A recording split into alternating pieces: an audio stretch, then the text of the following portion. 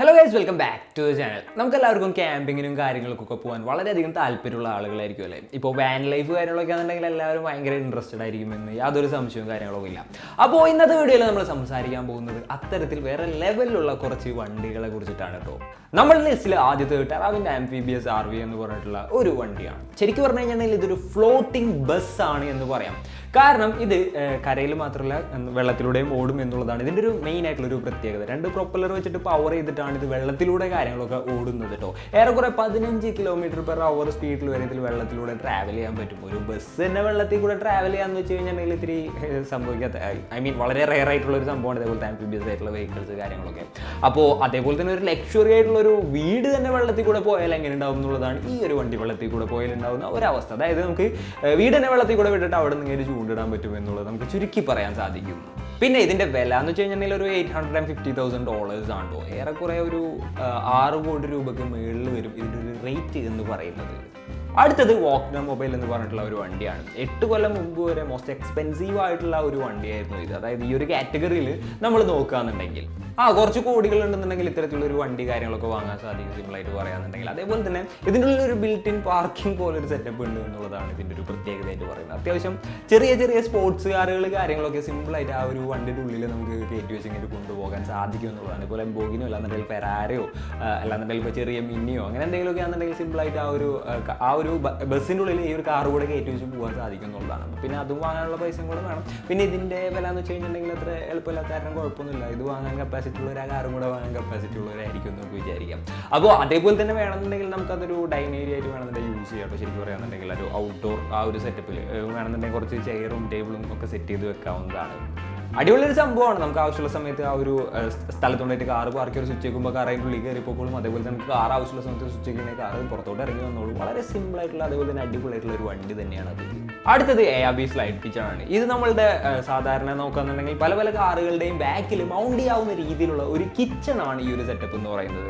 അപ്പോൾ അത്യാവശ്യം ട്രാവൽ ചെയ്യുന്ന ആളുകൾ അല്ലാതെ പിക്നിക്കൊക്കെ പോകുന്ന ആളുകൾക്ക് സിമ്പിളായിട്ട് സെറ്റ് ചെയ്യാൻ പറ്റുന്ന ഒരു സംഭവം തന്നെയായിരിക്കും ഇത്. അപ്പോൾ സിമ്പിളായിട്ട് പറയുകയാണെന്നുണ്ടെങ്കിൽ ഇതിൻ്റെ ഒരു സിങ്ക് ഉണ്ട്, അതേപോലെ തന്നെ എന്താ പറയുക സാധനങ്ങൾ കട്ട് ചെയ്യാനുള്ള ഏരിയ ഉണ്ട്, അതേപോലെ തന്നെ എന്താ പറയുക കുക്ക് ചെയ്യാനുള്ള ഏരിയ ഉണ്ട്. അങ്ങനെ വളരെ സിമ്പിളായിട്ട് സെറ്റ് ചെയ്യാവുന്ന അത്യാവശ്യം കുക്കിങ് കാര്യങ്ങളൊക്കെ നടത്താവുന്ന ഒരു സെറ്റപ്പാണിത്.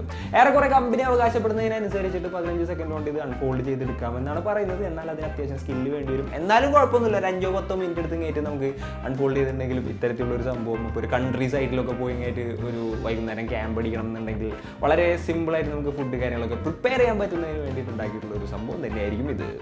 അടുത്തത് ട്രെക്ക് സർഫ് ഹോട്ടൽ എന്ന് പറഞ്ഞിട്ടുള്ള ഒരു സംഭവമാണ്. പലതരത്തിലുള്ള ക്യാമ്പറുകൾ കണ്ടിട്ടുണ്ടെങ്കിലും ഇത്തരത്തിലുള്ള ഒരു സാധനം വേറെ റേഞ്ച് തന്നെയായിരിക്കും. കാരണം ഇതൊരു കസ്റ്റം മെയ്ഡ് ആയിട്ടുള്ള ഒരു സാധനമാണ്, വൺ ഓഫ് ഇറ്റ്സ് കൈൻഡ് ആണ് എന്ന് നമുക്ക് തന്നെ പറയേണ്ടി വരും. ഇത് പിന്നെ ഹോട്ടലാണെന്ന് വെച്ച് കഴിഞ്ഞിട്ടുണ്ടെങ്കിൽ അങ്ങനെയുള്ള ഒരു സെറ്റപ്പ് കാര്യങ്ങളൊന്നും അല്ല കേട്ടോ.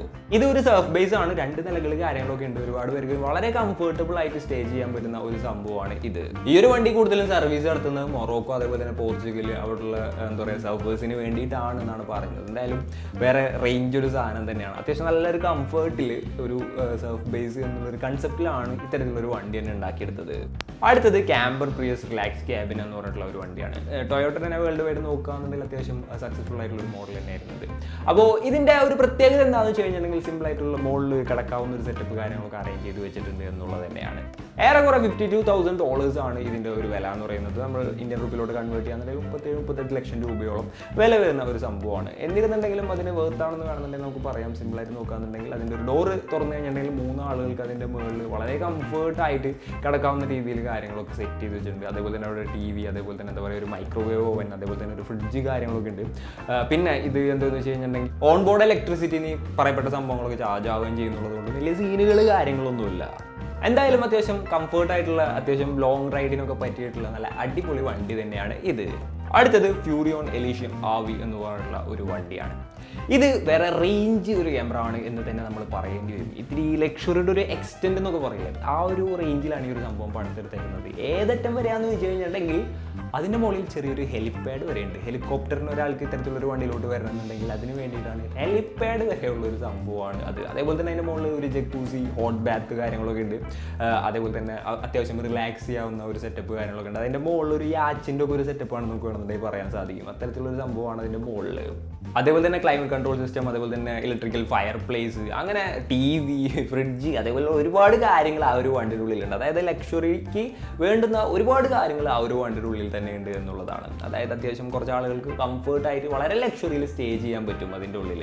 പിന്നെ ഇതിൻ്റെ പ്രൈസ് കാര്യങ്ങളൊന്നും ഇതിൻ്റെ മാനുഫാക്ചേഴ്സ് വലിയ കാര്യമായിട്ട് പുറത്ത് വിട്ടിട്ടില്ല എന്നുള്ളതാണ് അറിയാൻ സാധിച്ചിട്ടുള്ള ഒരു കാര്യം. അടുത്തത് ഹിച്ച് ഹോട്ടലും നമ്മൾ കഴിഞ്ഞ പറഞ്ഞ വണ്ടികളൊക്കെ കമ്പയർ ചെയ്യുമ്പോൾ എന്താ പറയുക, ആ ഒരു റേഞ്ച് അല്ല, ബട്ട് ഇത് വേറെ ഒരു റേഞ്ച് സാധനമാണ്. വളരെ സിമ്പിളായിട്ട് പറയുകയാണെന്നുണ്ടെങ്കിൽ ഒരു വണ്ടിയുടെ ബാക്കിൽ മൗണ്ട് ചെയ്യാൻ പറ്റുന്ന ഒരു സിമ്പിൾ ആയിട്ടുള്ള ഒരു ബോക്സ് ആണ് ഈ ഒരു സംഭവം എന്ന് പറയാം. അതായത് അത് ഫോൾഡ് ചെയ്ത് വെച്ച് കഴിഞ്ഞിട്ടുണ്ടെങ്കിൽ ഏറെക്കുറെ 1 മീറ്ററോളൊക്കെ അതിന് നീളം ഉണ്ടാവുള്ളൂ. അതേപോലെ തന്നെ നമ്മൾ നോക്കുകയാണെന്നുണ്ടെങ്കിൽ ഒരു 100 കിലോയിൽ താഴെ, അറൗണ്ട് ഒരു 100 കിലോ ഒക്കെ തൂക്കം ഉണ്ടാവുള്ളൂ.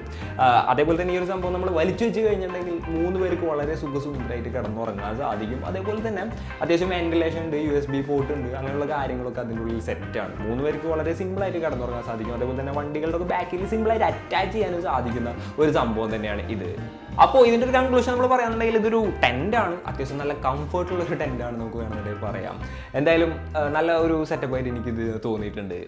അടുത്തത് SLRV കമാൻഡർ. സാധാരണ ഒരു സംഭവമൊന്നുമല്ല, വേറെ റേഞ്ച് പവറുള്ള ഒരു സംഭവമാണ് ഇത്. അതായത് കുന്നും മലയൊന്നും വച്ചാൽ യാതൊരു പ്രശ്നമില്ല എന്നുള്ള രീതിയിൽ ബിൽഡ് ചെയ്തേക്കുന്ന ഒരു വണ്ടിയാണ് ഇത്. അതായത് ഓഫ് റോഡിങ് കാര്യങ്ങളൊക്കെ വളരെ പക്കയായിട്ട് ഈ ഒരു സംഭവം പോയിക്കോളും. അതേപോലെ തന്നെ എന്താ പറയുക, വാട്ടർ സേവ് ചെയ്യാനുള്ള സ്പെഷ്യൽ സിസ്റ്റം കാര്യങ്ങളൊക്കെ ഉണ്ട്. അതേപോലെ തന്നെ സോളാർ പാനൽസ് കാര്യങ്ങളൊക്കെ ഉണ്ട്.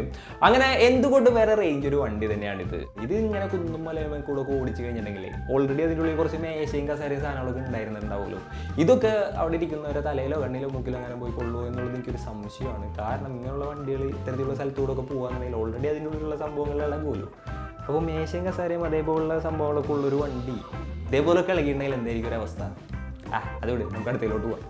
അടുത്തത് ടെയിൽ ഗേറ്റർ ടേബിൾ ആണ്. ഇത് വളരെ എന്താ പറയുക ഉപകാരപ്രദമാകുന്ന ഒരു സംഭവമാണ് കേട്ടോ. സിമ്പിളായിട്ട് പറയാന്നുണ്ടെങ്കിൽ ഏതൊരു വണ്ടിയുടെയും ടയറും അറ്റാച്ച് ചെയ്യാവുന്ന ഒരു ടേബിളാണിത്. അതായത് ഇപ്പോൾ കുക്ക് ചെയ്യാനാണെന്നുണ്ടെങ്കിൽ അല്ലാന്നുണ്ടെങ്കിൽ കുക്ക് ചെയ്യുമ്പോൾ എന്തെങ്കിലും അരിയുന്നതിനോ അല്ലാന്നുണ്ടെങ്കിൽ വളരെ സിമ്പിളായിട്ട് പറയാന്നുണ്ടെങ്കിൽ അങ്ങനെയുള്ള കാര്യങ്ങൾക്കൊക്കെ യൂസ് ചെയ്യാവുന്ന ഒരു സംഭവമാണ്. അതായത് അത്യാവശ്യം ചെറിയ ജേണികൾ, അതായത് 1 ഡേ ട്രിപ്പ് അല്ലാതെ 2 ഡേ ഒക്കെ പോകുമ്പോൾ വളരെ സിമ്പിളായിട്ട് സെറ്റ് ചെയ്യാവുന്ന ഒരു സംഭവം തന്നെയാണ്. അതായത് ഇതിൻ്റെ ഒരു കാല് ഏതൊരു വണ്ടിയാണോ ആ ഒരു വണ്ടിയുടെ ടയറുമ്പിൽ വെക്കാം, മറ്റൊരു കാല് നമുക്ക് സിമ്പിളായിട്ട് നിവർത്താവുന്ന ഒരു രീതിയിലാണ് ഇതിൻ്റെ കൺസ്ട്രക്ഷൻ എന്ന് പറയുന്നത്. അടുത്തത് ഫ്രഞ്ച് കമ്പനിയായിട്ടുള്ള ഗ്രീൻ കാറ്റ് ടെക്നോളജീസ് എന്ന് പറഞ്ഞിട്ടുള്ള ഒരു സംഭവം നിർമ്മിച്ചിട്ടുള്ള ഇത്തരത്തിലുള്ള ഒരു വീടാണ്. അപ്പോൾ ഇതിനെക്കുറിച്ച് പറയുകയാണെന്നുണ്ടെങ്കിൽ വേറെ റേഞ്ചാണ്, എക്കോ ഫ്രണ്ട്ലി ആയിട്ടുള്ള ഒരു സംഭവമാണെന്നാണ് പറയുന്നത്. വേറെ കുറേ ഒരു 30 മിനിറ്റ് കൊണ്ട് ഇത് തന്നെ ഇങ്ങനെ ആയിട്ട് എന്താ പറയുക ഒരു വീട് പോലെ രൂപപ്പെടും എന്നുള്ളൊരു സെറ്റപ്പിലാണ് ഈ ഒരു സംഭവം ഉണ്ടാക്കിയെടുത്തിരിക്കുന്നത്. ചെറിയ ചെറിയ പണികൾ നമ്മൾ ചെയ്യണം. ഏറെക്കുറെ ഒരു അരമണിക്കൂർ കൊണ്ട് ഈ ഒരു സംഭവം നമുക്ക് കംപ്ലീറ്റ്ലി സെറ്റ് ചെയ്തെടുക്കാൻ സാധിക്കും. ഇത് പിന്നെ പവർ ചെയ്തേക്കുന്നത് സോളാർ അതേപോലെ തന്നെ വിൻഡ് എനർജി കാര്യങ്ങളോടൊക്കെ തന്നെയാണ് കേട്ടോ. പിന്നെ ഇതിൻ്റെ ഒരു കൺസ്ട്രക്ഷൻ എങ്ങനെയാണെന്ന് വെച്ച് കഴിഞ്ഞാൽ അത്യാവശ്യത്തിന് സൺലൈറ്റ് ഒക്കെ അകത്ത് കയറുന്ന ഒരു രീതിയിലാണ് ഇതിൻ്റെ കൺസ്ട്രക്ഷൻ കാര്യങ്ങളൊക്കെ നടത്തിയിട്ടുള്ളത്. അത്യാവശ്യം സ്പേഷ്യസ് ആണ് കേട്ടോ. 2 ബെഡ്റൂം ഉണ്ട്, ഒരു കിച്ചൺ ഉണ്ട്, ഒരു ബാത്റൂം ഉണ്ട്, ഒരു ഡൈനിങ് ഏരിയ ഉണ്ട്, വാഷിംഗ് മെഷീൻ ഉണ്ട്, തുടങ്ങിയ അത്യാവശ്യം സൗകര്യങ്ങളൊക്കെ ഉള്ള ഒരു സെറ്റപ്പ് തന്നെയാണ് ഇത്. എന്തായാലേ. അടുത്തത് എലമെന്റ് എന്ന് പറഞ്ഞിട്ടുള്ള ഒരു വണ്ടിയാണ്.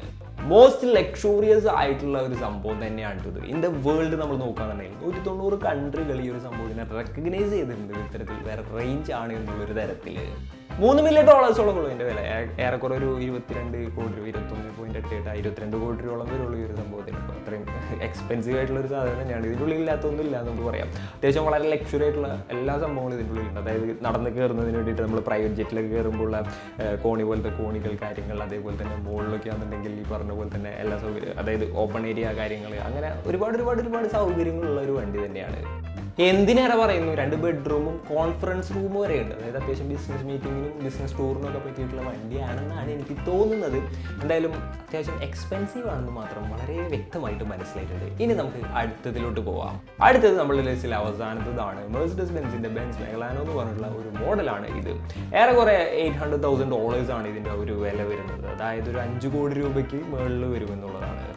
5 കോടി രൂപയ്ക്ക് ഈ മുകളിൽ എന്ന് പറഞ്ഞു കഴിഞ്ഞാൽ ഒരു 5.8 ഒരു 6 അറൗണ്ട് ഒരു 6 കോടി രൂപ എന്നൊക്കെ നമുക്ക് പറയാം.